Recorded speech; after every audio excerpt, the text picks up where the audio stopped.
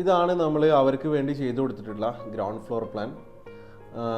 Additional floor area 556 square feet ആണ് വരുന്നത്.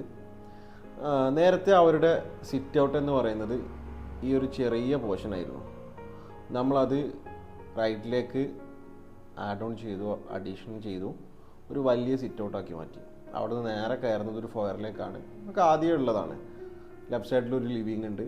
അത് നമ്മളൊരു ബെഡ്റൂം സ്പേസ് ആയിരുന്നു. നമ്മൾ ഈ ഒരു ഏരിയ, ഈ വാൾ ഡെമോളിഷ് ചെയ്തു, അതൊരു ചെറിയൊരു ലിവിങ് ആക്കി മാറ്റി. അവിടെ നേരെ വരുന്നത് ഈ ഒരു റൈറ്റ് സൈഡ് ബെഡ്റൂമാണ്.